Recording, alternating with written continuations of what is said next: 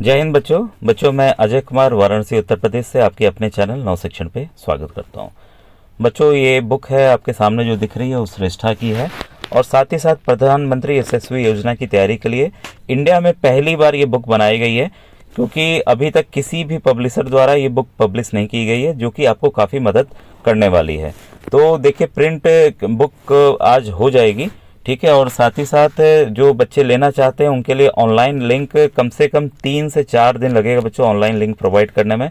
तो मैं आपको यही प्रोवाइड करूंगा या व्हाट्सएप ग्रुप जो मैंने बनाया हुआ है, ठीक है, उसमें मैं प्रोवाइड कर दूंगा। तो व्हाट्सएप ग्रुप जिन बच्चों ने ज्वाइन नहीं किया है वो क्या करेंगे कि डिस्क्रिप्शन में लिंक मिला है उसके जरिए ज्वाइन कर लेंगे। तो किसी एक ग्रुप में कीजिएगा आप, चाहे श्रेष्ठा वाले में कीजिएगा ग्रुप 1 या ग्रुप 2 या प्रधानमंत्री यशस्वी वाले में कीजिएगा।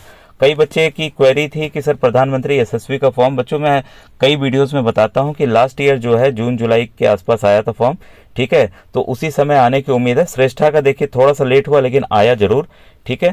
तो देखिए मैं आपको अभी ये टॉपिक मैंने पढ़ाना स्टार्ट किया है, वायु तथा जल प्रदूषण, इसी किताब से मैं पढ़ा रहा हूँ, ठीक है। तो इसमें फर्स्ट पार्ट मैंने बना रखा है, कुछ इंपॉर्टेंट पॉइंट्स है जो आज मैं आपको बताने जा रहा हूँ, जो परीक्षा के लिए बहुत ही उपयोगी है, ठीक है। कुछ बच्चे कह रहे थे इंग्लिश के लिए, तो बच्चों देखिए इंग्लिश और हिंदी कई चीज़ें हो जाती है मिक्सअप। मैंने कुछ चैप्टर्स इंग्लिश में भी दिखा के पढ़ाए थे, तो बच्चों की डिमांड आई कि नहीं सर हिंदी में पढ़ाइए, ठीक है। तो अगर आप ज़्यादा लोग बच्चे, जैसे एक दो ही बच्चों ने मैसेज किया इंग्लिश के, बहुत ज़्यादा नहीं किया, ज़्यादा लोग करेंगे तो मैं इंग्लिश में जरूर बना दूंगा।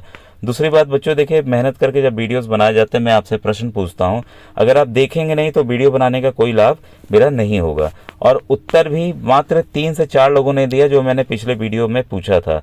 तो वो बच्चे देखिए, जो बच्चे एक्टिव रहेंगे वो जरूर इस परीक्षा को निकालेंगे, मैं आपको बताना चाहूंगा। तो आप लोग भी एक्टिवली जो सवाल है उसके जरूर उत्तर दिया कीजिए। आपको आ रहे हैं, आज भी मैं कुछ सवाल पूछूंगा तो उसके आप उत्तर जरूर बताइएगा। और साथ ही साथ ये जरूर बताइएगा कि बच्चों ये वीडियो कैसा लगा।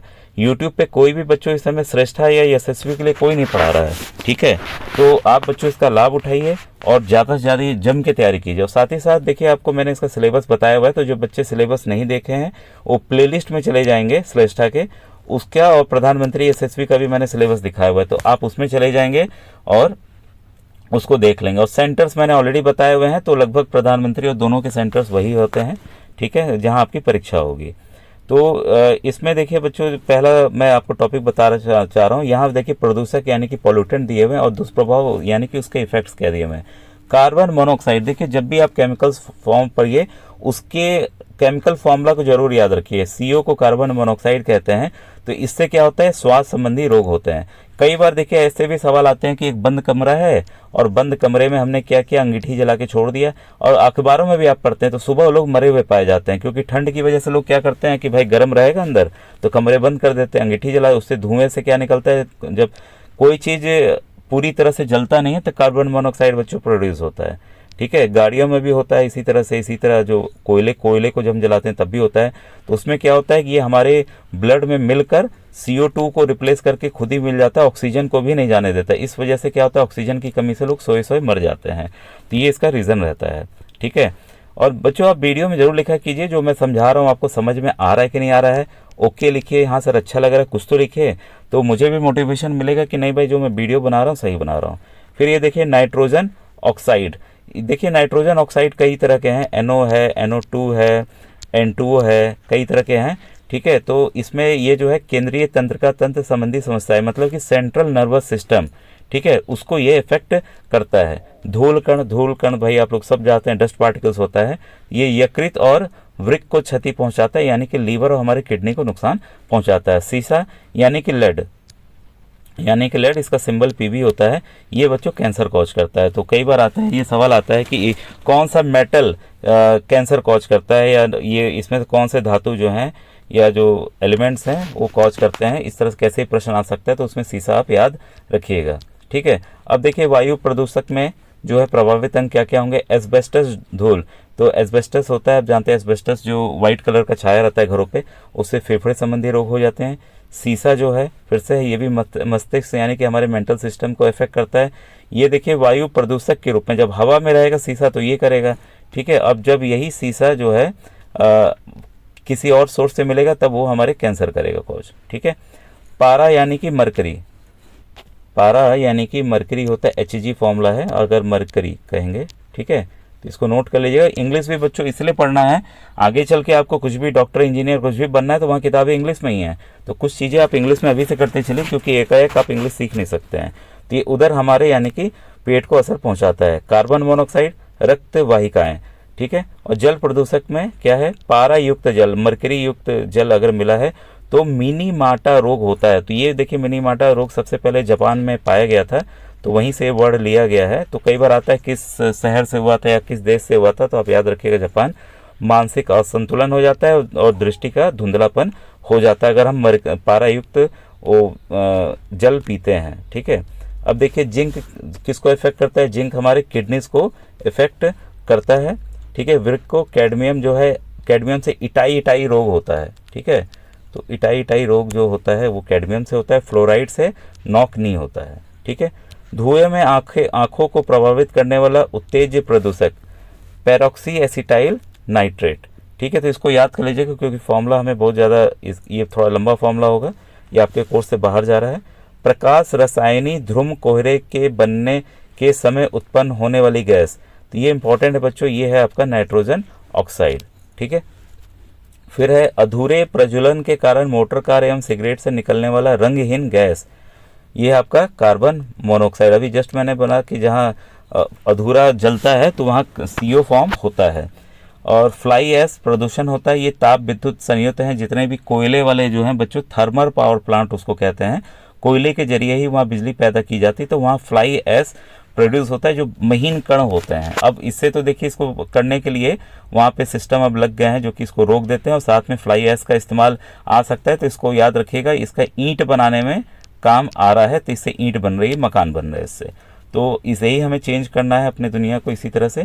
प्रदूषण संकेतक पौधा, ये काफ़ी इंपॉर्टेंट है बच्चों, ये है लाइकेन, ठीक है। तो लाइकेन बच्चों याद रखिएगा, दो चीज़ों से मिलकर लाइकेन बनता है, एक तो कवक है और एक है अलगी काई, ठीक है। इन दोनों का मिश्रण है, दोनों दोस्त बन के एक साथ रहते हैं, इसी को लाइकेन कहा गया है। तो ये जो है इसका रंग बदलने से ये संकेत करता है कि प्रदूषण है कि नहीं है वायु में, ठीक है। अब इंडोर वायु प्रदूषण का सर्वाधिक महत्वपूर्ण प्रदूषक जो है वो रेडॉन गैस है, ठीक है। और ये रेडॉन गैस जो है इनर्ट गैस है बच्चों। इसके बाद है अम्ल वृष्टि का कारण है, तो ये देखिए सल्फर डाइऑक्साइड और नाइट्रोजन के जितने ऑक्साइड्स हैं, NO2 हो गया, ठीक है, और यह आपका NO हो गया, ये सब भी आपको कॉज करते हैं, ठीक है। और ये ध्यान रखिएगा, इसी में एक आप इसको याद कर लीजिए N2O को, ठीक है। ये लाफिंग गैस इसको कहते हैं बच्चों, इसको अगर सुंघा दिया जाए तो हमें हंसी आने लगती है।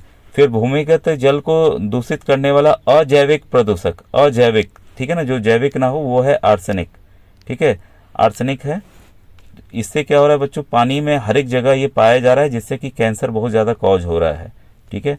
इसके बाद है आपका ध्वनि प्रदूषण मापने की इकाई, तो ये बच्चों है डेसिबल, DB आप लिखेंगे, डेसिबल है ध्वनि प्रदूषण मापने की इकाई। अब ये ध्यान रखिएगा कि जो हमारा कान सुनता है, कई बार मैंने बताया जो कान सुनता है हमारा, वो 20 से 80 डेसिबल के बीच सुनता है। इसके ऊपर का जो है वो शोर में आता है, हमारे कानों को धीरे धीरे नुकसान पहुंचाने लगता है। तो अगर हम फुसफुसाते हैं या पत्तियां सरकती हवा की वजह से, उसके नीचे का डेसिबल जो बहुत धीमे धीमे है, तो वो हम नहीं सुन पाते हैं, 0 से 20 वाला, ठीक है। हमें सुनाई देगा बस 20 से 80 वाला, ठीक है। फिर है देखिए काफ़ी बार प्रश्न इससे बने हैं और बनते रहेंगे, भोपाल गैस दुर्घटना का कारण था, तो मिथाइल आइसोसाइनेट, ठीक है। तो ये इसका एक कारण था। वर्तमान में अंटार्कटिका में भारत के 2 परिचालित स्टेशन हैं, तो ये मैत्री और भारती हैं। तो अंटार्कटिका आपको पता है, अंटार्कटिका कहाँ है, हमारी पृथ्वी है, ऊपर है नॉर्थ, ये साउथ, ये ईस्ट, ये वेस्ट, ठीक है, उत्तर दक्षिण। तो दक्षिण की तरफ जो हमारा महाद्वीप है वो अंटार्कटिका महाद्वीप है, तो ये बर्फ से पूरा ढका रहता है, आपको पता है। तो यहाँ पे हमारे 2 स्टेशन है जो कि वहाँ पे अध्ययन करते रहते हैं, एक का नाम है मैत्री, एक का नाम है भारती। तो क्लियर हो गया। अब आइए कुछ प्रश्नों को हम लोग हल करते हैं। पिछले वीडियो में मैंने प्रश्न संख्या 3 तक बता दिया था, बाकी को प्रश्नों को देखते हैं, कुछ मैंने होमवर्क भी दिया था आपको। निम्नलिखित में से कौन सा तरीका जल संरक्षण के लिए नहीं है, ठीक है। तो इसमें बच्चों प्रतिस्थापन नहीं है, बाकी सभी जो है जल संरक्षण के लिए इस्तेमाल किए जाते हैं। और ये देखिए नंबर 5 है, आगरा में ताजमहल को अधिकतम प्रभावित करने वाले प्रदूषक का प्रकार है। तो 5वां बच्चों आपको पता है ये आपने सुना होगा कि एसिड रेन, एसिड रेन बनता किससे? सल्फर डाइऑक्साइड से।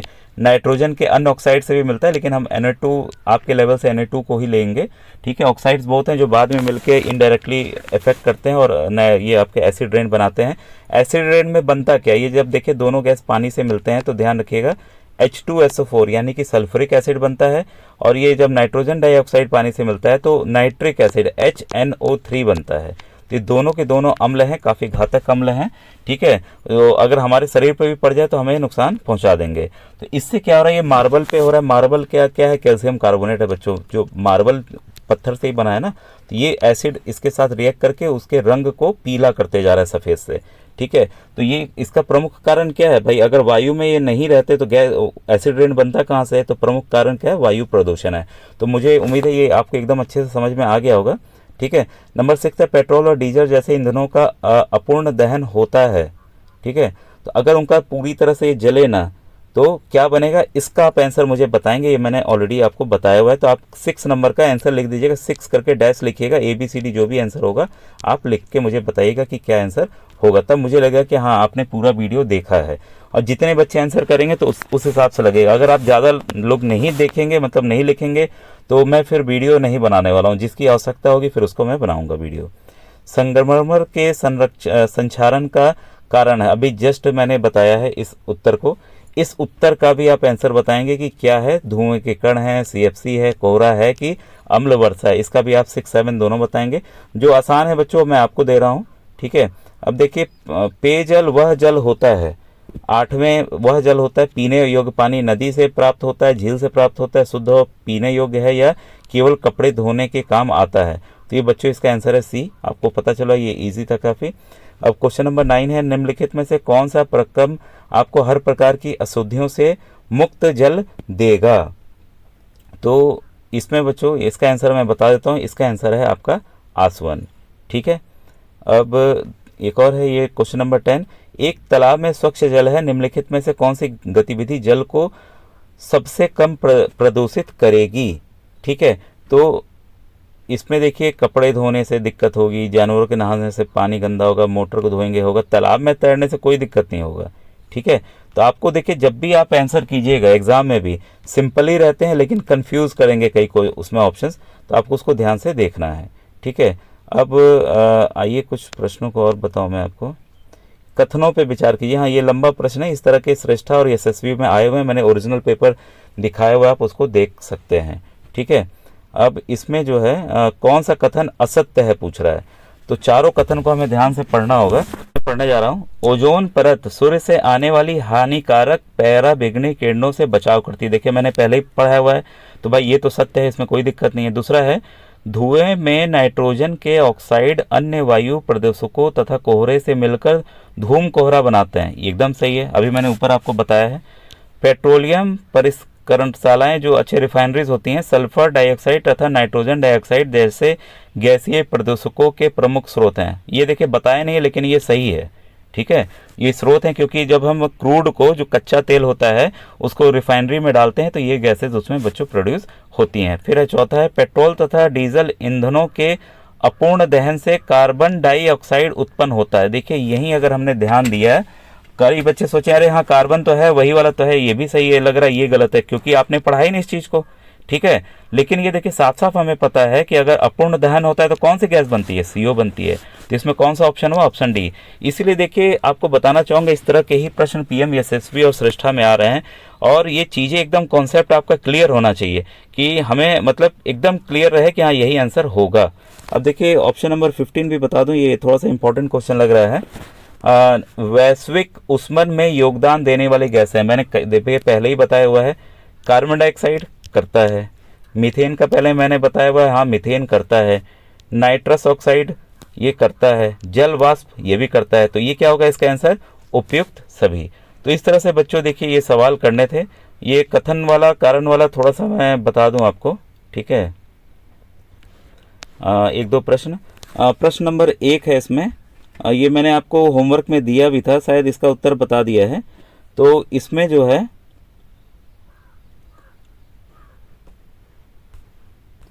सवाल ये था कि प्रदूषण हमेशा मानवीय गतिविधियों के कारण होता है, प्रदूषण संदूषण से अलग नहीं है। तो इसमें बच्चों देखिए 4 ऑप्शन थे जो मैंने बताए थे कि इसमें से ही कुछ बताना होता है, ए बी सी डी में से।